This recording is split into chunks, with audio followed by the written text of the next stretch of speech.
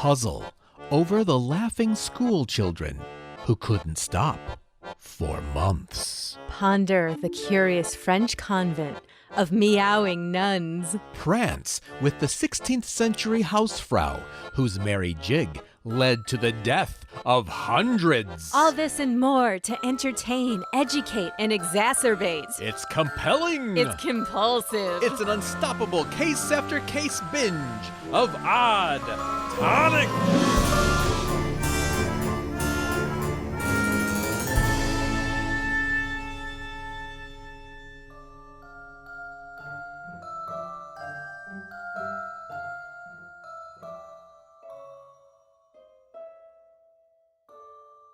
Welcome to the parlor. I'm Jennifer. And I'm Maxwell. Thank you so much for joining us, dear guest. And please have a seat.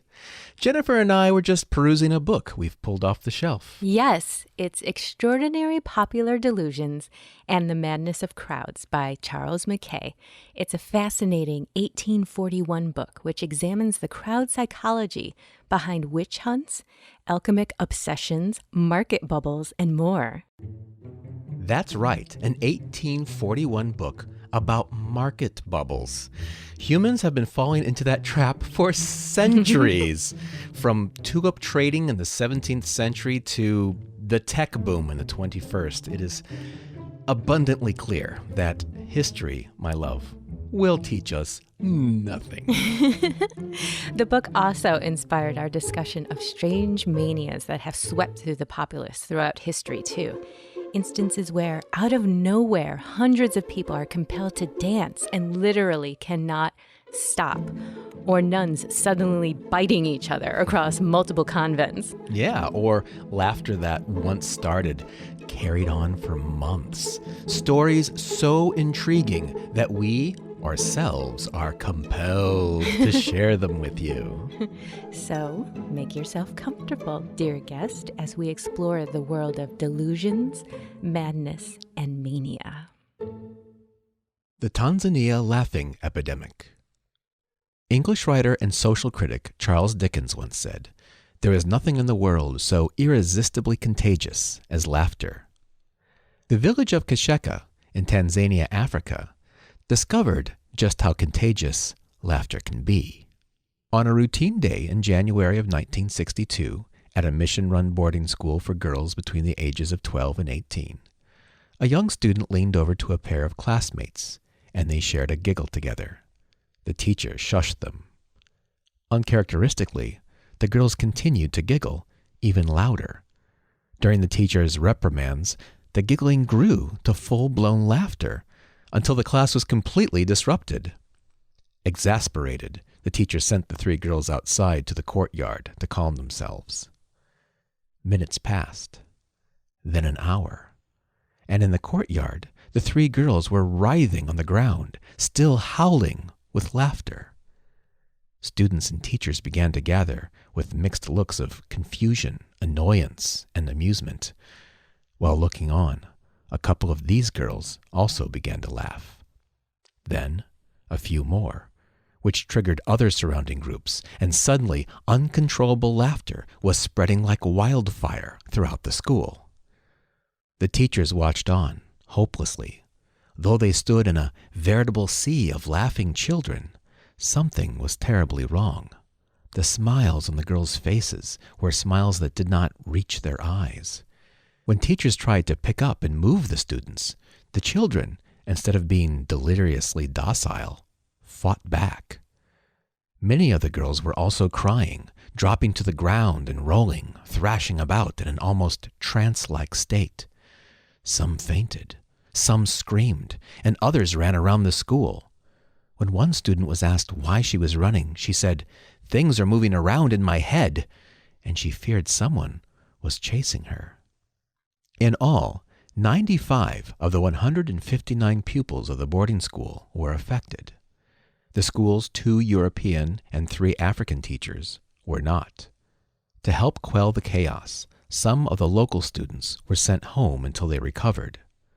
This decision was to have unintentional consequences, for when the girls returned to their homes, the laughter spread to the other children and young adults in their family. and Warayukasheka, the laughing illness, then began to take the village of Kashasha. The pattern in succumbing to the illness was consistent. The victim always had recent contact with somebody suffering from it, and after an incubation period from a few hours to a few days, they experienced a sudden onset of sudden laughing and crying lasting for a few minutes to a few hours, followed by a respite and then a reoccurrence. These relapses could last 8 to 16 days. After the 6th week of the illness, the school was forced to close, and on March 18, 1962, the non-local students were sent home. Unsurprisingly, within 10 days of girls returning to their home village of Nshamba, others fell victim, claiming 217 people through April and May. In nearby Ramashenye, 48 more students were affected at the girls' middle school, and soon 2 boys' schools 10 miles away were also forced to close down. By the time the epidemic finally died, a total of 14 schools and 1,000 people had been affected, luckily with no fatalities. So, what exactly happened in Tanzania? At the time, it was understood that the illness had to be a contagious disease of some kind, as it seemed to spread from person to person. While food stores and water sources were being tested, investigations were carried out to determine if the disease had an infection, toxic, or viral signature. Tissue and blood samples from 32 patients were sent to Europe for study. The results from every test? No abnormalities detected. The conclusion? Mass hysteria. Christian F. Heppelman of Texas A&M University, who has done extensive research on this incident, dislikes this term. If you are referring to someone as suffering from this, he says, you're saying, you don't have a valid disease. Heppelman says, now we call it mass psychogenic illness. He explains that psychogenic illness is actually fairly common and has many symptoms. Laughter is just one of them.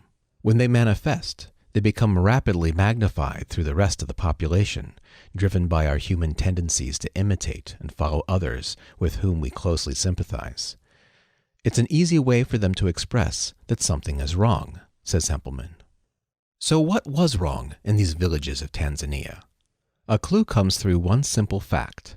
As with the school teachers, no cases of illness involving village leaders, policemen, or people of similar background were ever found. In other words, people in position of control or power were left unaffected.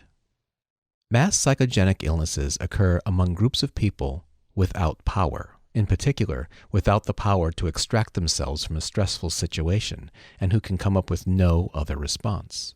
Such a person is more commonly young than old, female than male, an employee rather than a supervisor. Heppelman gives an example from his time living in Lafayette, Indiana. Workers at the DMV were exhibiting respiratory distress to the point that the building was repeatedly shut down and eventually relocated. When the environment was tested for contaminants, nothing was found, and ultimately the local media reported the case as a sort of mass psychogenic illness. It was just a terrible place to work, said Heppelman. Nobody wanted to work at the DMV. They had particularly bad supervision there, and they just subconsciously found a way out of the situation that they could copy from each other. J.F.C. Hecker, in his 1844 book, Epidemics of the Middle Ages, describes another example. In a Lancashire cotton shop in 1787, a woman put a mouse down the back of a companion who had a dread of mice. The fit which she immediately threw continued with violent convulsions for 24 hours. On the next day, 3 other women had fits, and by the 4th, no less than 24 people had been affected. Among these was a male factory worker, so exhausted by restraining the hysterical women that he had caught the illness himself. The disease spread to neighboring factories because of the fear aroused by the theory that the illness was due to some sort of cotton poisoning. The same pattern can be detected in the Tanzania case. Before the laughter epidemic took hold, new administration had come into power across Tanzania with a new severe approach to school discipline. The mission-led girls' boarding school, it seems, adopted it with a relish. With the stress of the sudden oppressive environment, coupled with the fact that the students had no access to their families for relief, the school was a powder keg, waiting for a spark. Hempelman underscores that Tanzania's laughter was the result of anguish, not of mirth or humor. He characterizes the Freudian theory of humor as being particularly silly, which describes a buildup of magical psychic pressure released by laughter. Through whatever metaphorical valve we have for that, he says, smiling. He continues, in this case, laughter didn't release anything. These people were suffering and expressing their suffering. Nothing got better because they laughed. Perhaps, dear guest, laughter is not the best medicine. A fascinating case. I think I learned I have magical psychic pressure, but I lack a metaphorical valve. Is that the problem? Perhaps. Maybe we can do an entire show on metaphorical valves. As long as it's not my metaphorical valve. We can talk about metaphorical valves in general. This week, an expose on Jennifer Page's metaphorical valves. In color. Let's save that for the Kickstarter or something. Well, if you can't laugh your cares away, try some dancing. Next, let's explore The Dancing Plague of 1518. 1518 was a different time than our own. Homes had thatched roofs, dirt floors, lead cups, and a general mood of poverty. Often, small houses lodged a family and all the field farmhands. A small 3-bedroom structure could house up to 45 or 50 people a night. Baths were a luxury, as were indoor toilets and running water. Perhaps 1% of the population was literate. On a warm midsummer day in Strasbourg, Alsace, now modern-day France, no music filled the streets, except for maybe the occasional songbird. Frau Trophia stepped outside her modest timber home and into the cobbled street, and she began to dance. She continued for hours, hopping from one leg to the next, spinning in circles, her arms flailing and her body convulsing spasmodically. Her husband pleaded with her to stop. Onlookers laughed and clapped at her energy and joie de vivre. She ignored all of them. Soon the sun began to set in the western sky, and, bathed in the pinks and golds of the sunset, Frau Trophia continued to dance. Sometime during the dark night, she collapsed into a twitching heap of exhaustion.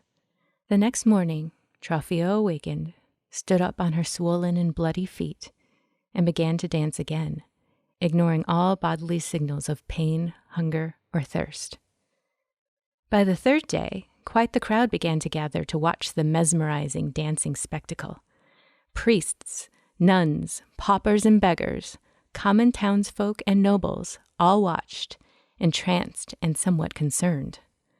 A rumor began to be whispered and shared among the gathered spectators that Trophia had been cursed by Saint Vitus, the patron saint of dancers and entertainers. He's also said to be the saint that protects against lightning strikes, animal attacks, and oversleeping. But I don't think that helps here.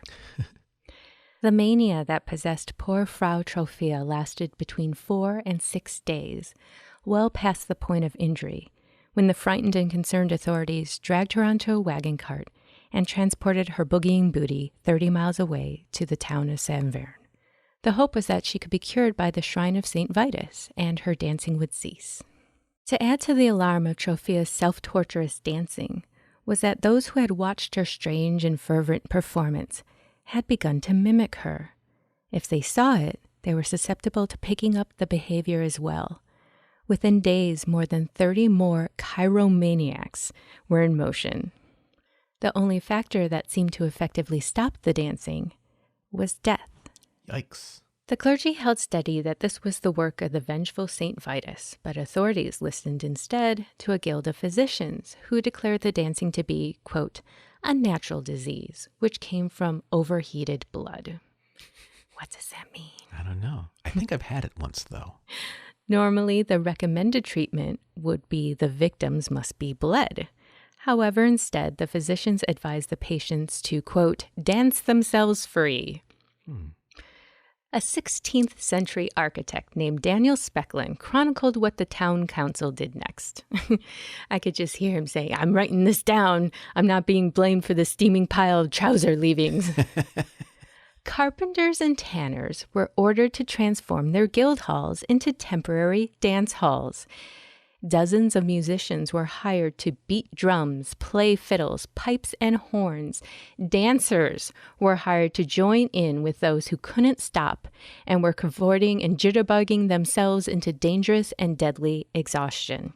What could possibly go wrong? It backfired horribly.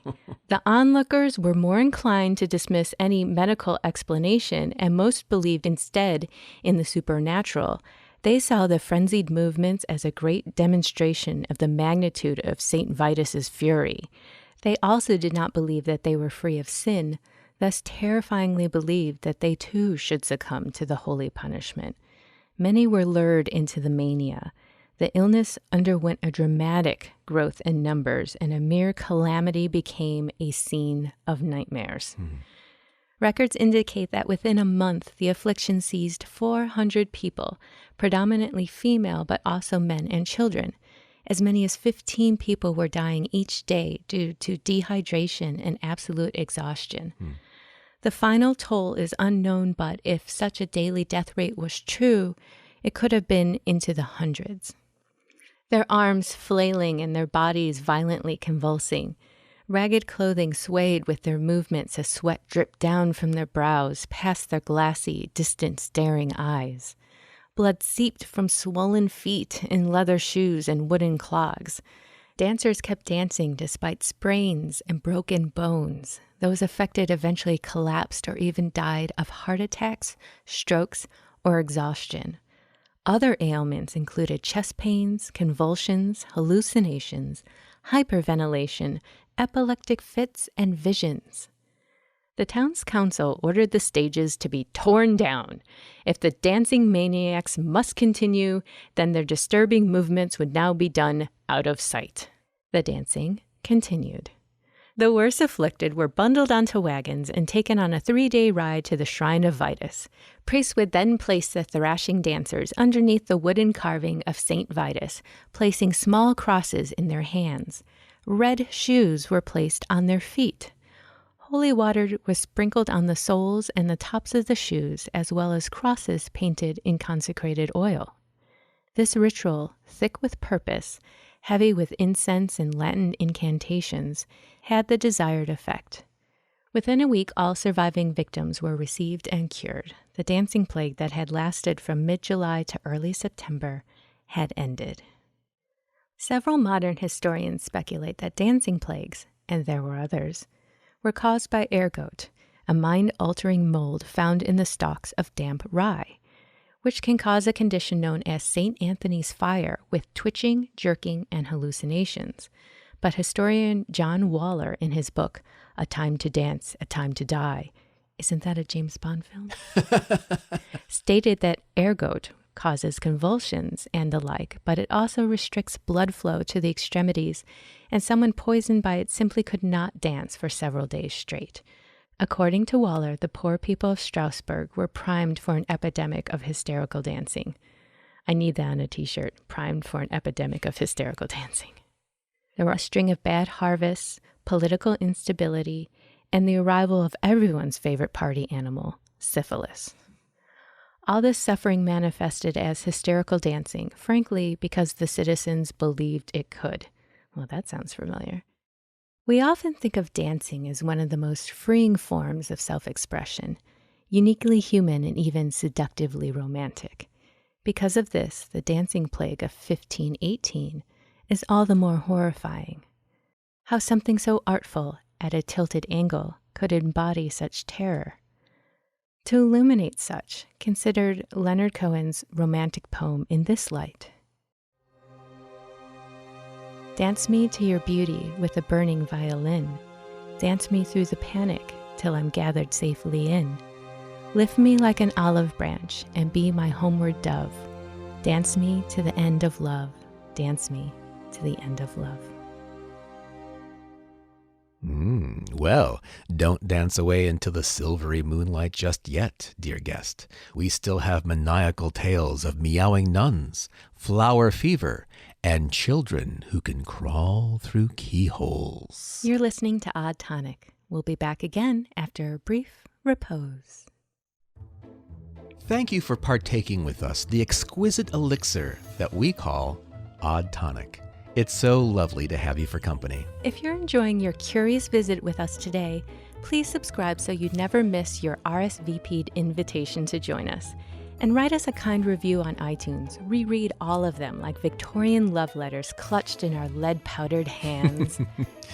You may follow our adventures on Twitter and Instagram, and like us on Facebook, all at Odd Tonic Society. And do join our lively Facebook community of over 10,000 intensely passionate and creative fellow oddballs whom Maxwell and I just think the world of. Yes, we do. Accompany us there to soak in more of that Odd Tonic vibe.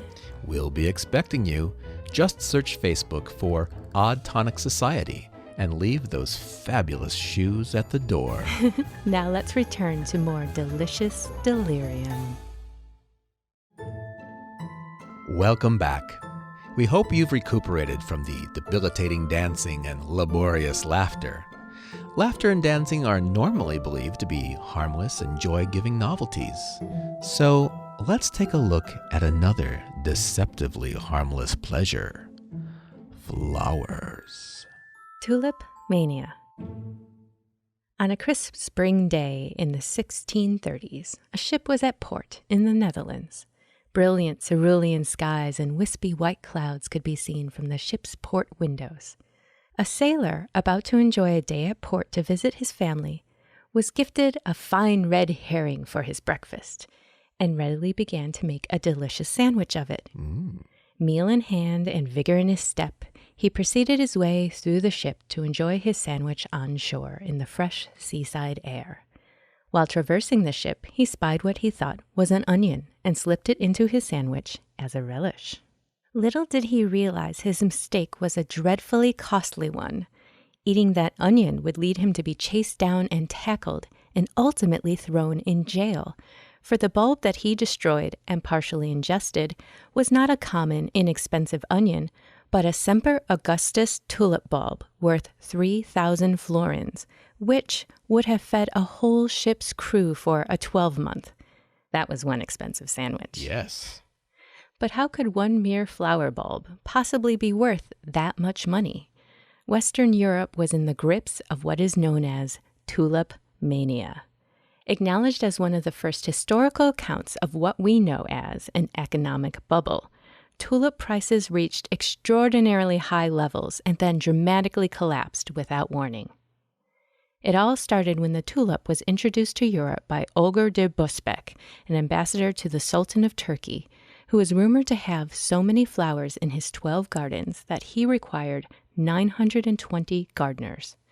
40 years later, botanist Carolus Calassius at the University of Leiden planted his collection of tulip bulbs and found they flourished well, despite Netherlands' harsher weather, and the tulip's popularity started to bloom. They rapidly became a coveted luxury item. Tulips were different from every other flower known to Europe at the time, with a saturated petal color and unique shape that quickly became a status symbol. Amsterdam merchants were at the center of the prosperous East Indies trade, where one voyage could yield 400% profits. Tulips even began to be used as a form of money. In 1633, actual properties were sold for a handful of bulbs.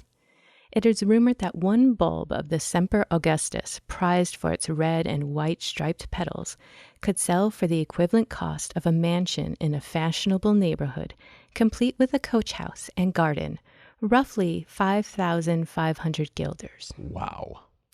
It is said that in a month's time, that price doubled to 10,000 guilders. Historian Mike Dash stated, quote, "It was enough to feed, clothe, and house a whole Dutch family for half a lifetime." That is just hard to wrap your head around.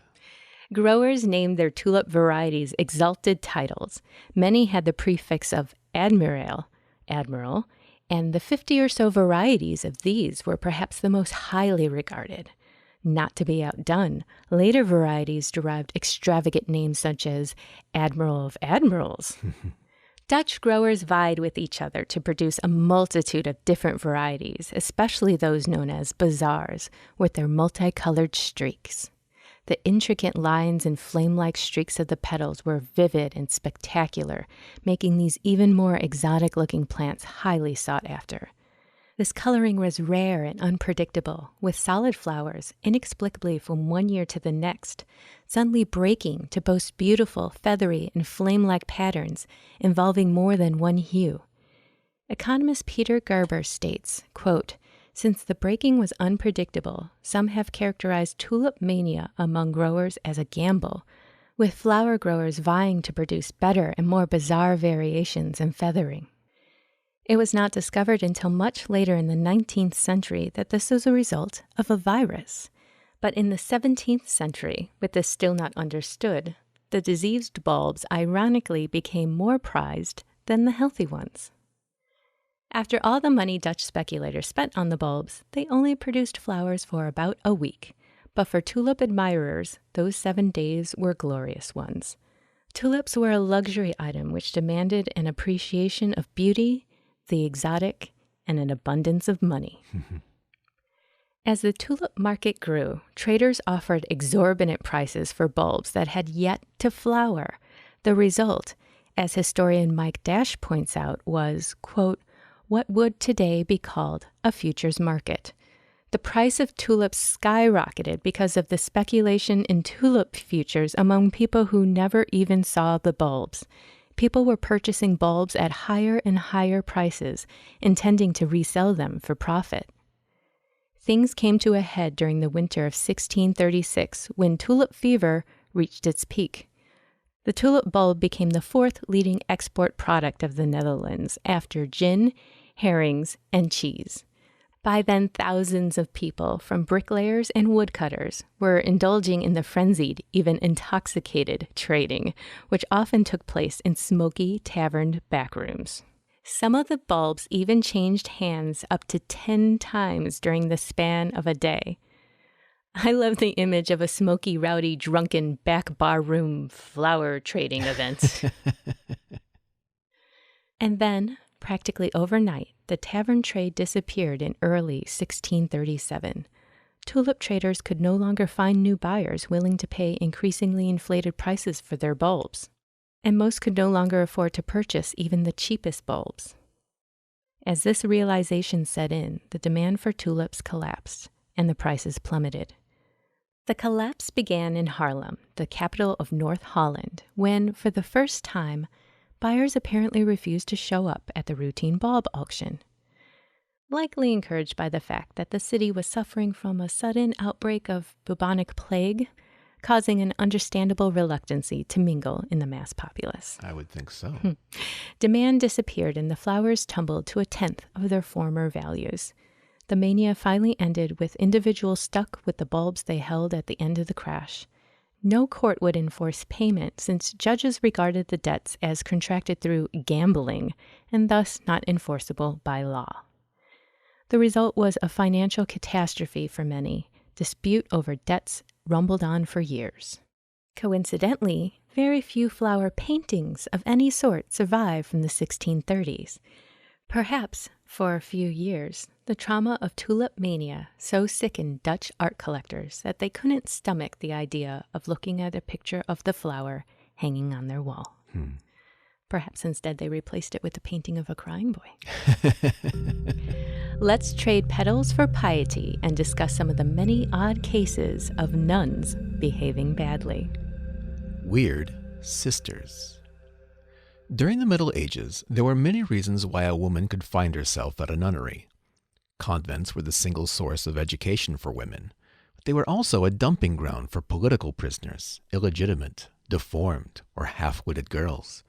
Many were forced there unwillingly by their relatives, and occasionally it was a refuge for both widows and wives. Whatever your circumstances before you arrived, conditions at the convent were likely not much of an upgrade. The daily life of a nun included factors such as insufficient food and clothing, deplorable living quarters in ruinous structures, occasional hard labor, beatings, and even embroidery. We love embroidery. Overcrowded conditions were often stressed by the demands of overtaxation and even natural disasters. Violent attacks at the hands of robbers, lawless neighbors, or even enemies of the realm were only too common. In the early 14th century, at a nunnery with such conditions as described, prayers faintly echoed off the cold stonework of an isolated Catholic convent in northern France. A strange noise rings throughout the dingy hall. Meow. Sisters look about in confusion. Meow. Her name is lost in the annals of time, but a singular nun began meowing. The other nuns quickly started mimicking her, mimicking a cat. Soon, within the week, all the nuns at the convent started meowing and purring. They even organized afternoon meowing sessions that lasted for hours. The neighbors could hear the cumulative caterwauling and were growing annoyed. Since Catholic theology at the time considered felines to be a devil's animal, the solution of the problem was to bring in soldiers, employed by the local noblemen, to whip the nuns until the meowing ceased. Apparently, cats do not like to be whipped, and the meowing stopped. Long-term stresses and appalling living conditions and downright fear are the factors to blame for the nunnery feline phenomena. Factors which were not unique to that particular convent. Across the Rhine River in Germany, there were similar stressors abound. In the 15th century, amid the piety and prayers, a nun leaned over and bit her fellow sister. Before long, the behavior spread, and a frenzy ensued of all the nuns running around, their black and white robes flailing behind them as they bit each other. As the news of the biting nuns spread, so did the behavior, and soon convents throughout Germany, concentrated in Saxony and Brandenburg, were similarly affected. Could you imagine a mass of strict German nuns running around biting each other? It's quite the visual. Word spread about the biting nuns along with the fear that they had contracted some sort of evil infection. Before long, the hysteria went international, and convents as far away as Holland reported outbreaks of biting nuns. And then it traveled south and over the Alps and into Italy. Alarmed authorities were baffled. They attempted prayers and masses as countermeasures. The church feared the devil himself may have entered the human realm and was possessing people across Europe. They resorted to exorcisms to cast out the devils and demons. Nothing worked. Perhaps, my Jennifer, biting another nun was just a way to add more nutrition into their diets. Or the church could have offered the nuns a nice bath and some chocolate, maybe a few compliments for once. Well, the compliments were right out. Instead, they decided to threaten to flog or dunk into water any nun who bit another. After a few grandiose examples were carried out, the biting fever rapidly and unsurprisingly subsided. One final example of nuns behaving badly is that of Jeanne des Anges, Mother Superior of the Loudun Nunnery in southern France. In 1627, Jeanne became infatuated with a priest named Father Grandier. When I did not see him, the nun later confessed, I burned with desire for him. Consequently, tormented by the failure of her holy vows, she obsessed over the fiery doom that awaited those who were impure in mind or deed after death. Jeanne felt overwhelming worthlessness and guilt. After weeks of painful penance and introspection, she fell into a dissociative state, during which she repeatedly accused Father Grandier of plotting with Satan to make her lust after him. Within a few days, several more nuns had followed suit, all deliriously pointing the finger at the unfortunate priest. This kept France in a commotion for months. The poor priest denied all claims as intelligibly, honestly, and straightforwardly as he could. but his reasoning was no match to the testimony of the nuns, who imagined themselves hopelessly bewitched. The more absurd and contradictory their assertions, the stronger the argument by his enemies that the devil was in them, and he was the proof. After a thorough investigation by the Inquisition, Grandier was burnt alive. A terrible end for Father Grandier, love, but may I also say, a refreshing twist in the standard narrative. Oh, poor man. Demonic fervor, however, was not restricted to the realms of convents. Let's examine the interesting case of the Lille boarding school hysteria. Madame Antoinette Berignon de la Porte was born in 1616 to a Flemish family in Lille, France. At a time when established religions did not allow women leaders, Antoinette became one of a number of prominent female theologians. Antoinette feverishly claimed to be the second Eve, heir to Christ and the Virgin Mary, and a vessel through which God passed his understanding on to people. A nice indicator of her mental landscape. She was passionate. As a young woman, she fled her home once her wealthy Catholic merchant father promised her to marriage. She escaped in the middle of the night, disguised as a man, but was caught and returned home by soldiers. Shortly thereafter, she fled a second arranged marriage. Wanting to avoid the convent, she sought to establish a new, reclusive community for spiritual women. Although secretly, she also had aspirations of building this community around revelations she believed to have been revealed directly to her. Although the Archbishop of Cambrai granted her permission to build this commune, somewhere along the way he changed his mind. And Antoinette returned to Lille. In 1656, she was appointed as governess of the Notre Dame Hospital of the Seven Sorrows for poor girls. I just have to say that's an excellent name for this story. Yes, very fitting. In 1659, her story gets interesting. One day, upon entering her classroom, she took her place at her desk and looked about the room. There she had a vision of a swirling horde of tiny, dark, fallen angels flying and circling about the heads of her young students. In great alarm, she told her pupils of what she had seen and warned them vehemently about the dangers of the devil, lecturing them that they must beware of the devil in all his dealings, that his imps were hovering about them, and that their blackened, claw-like hands were reaching out for all of them. Okay, class, on to math. Antoinette continued daily to repeat the same devilish story to her girls, filling their minds with Satan's hunger for their souls and the constant circling of his imps, ready to find and exploit their vulnerabilities. Soon, this infernal threat was all the students could talk about. The more they discussed it among themselves and their instructors, the more the subject reached new heights of fear and obsession. One night, a young student ran away from the school.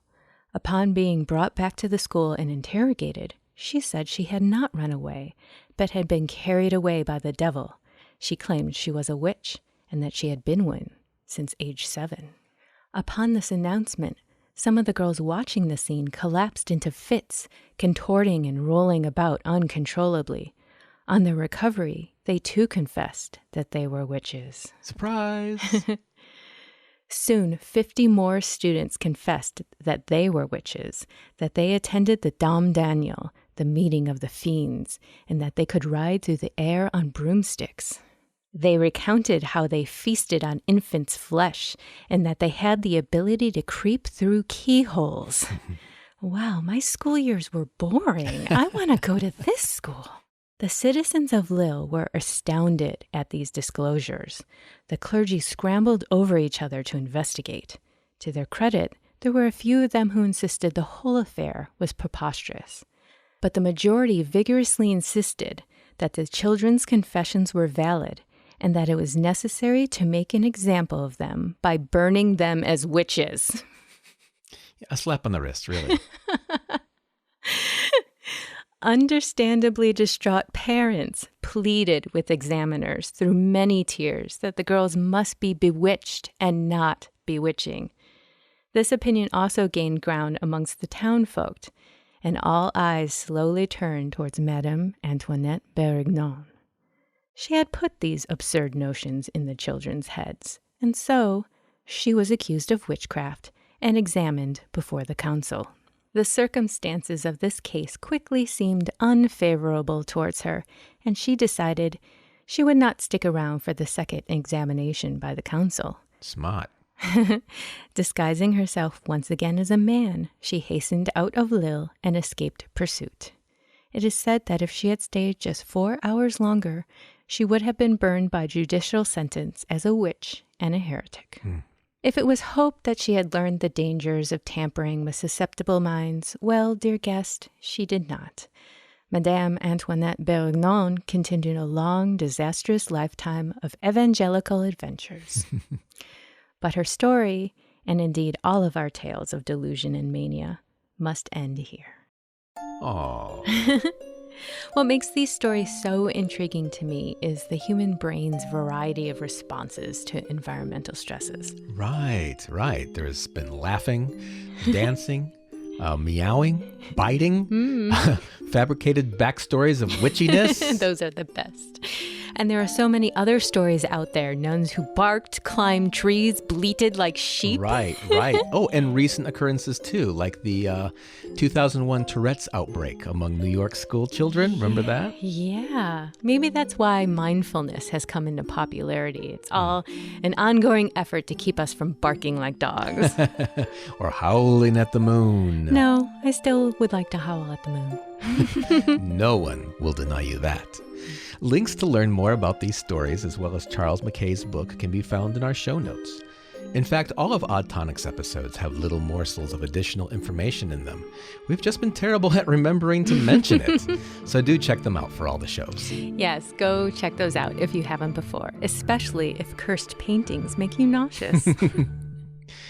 Well, that wraps up this edition of Odd Tonic. We hope you've enjoyed your delirious stay with us this evening. Remember to subscribe so you never miss a show, and leave us an iTunes review. Afterwards, come join our community on Facebook, Instagram, and Twitter at Odd Tonic Society. We'll be back next week with more weird history, strange science, and paranormal perils. This is, dear guest, goodbye for now. But remember, if you ever find yourself at your desk, focused on the work, and from the corner of your eye you spy diminutive, inky imps swirling above your head and beckoning you to a devilish dance, don't worry. It's just us. Good night.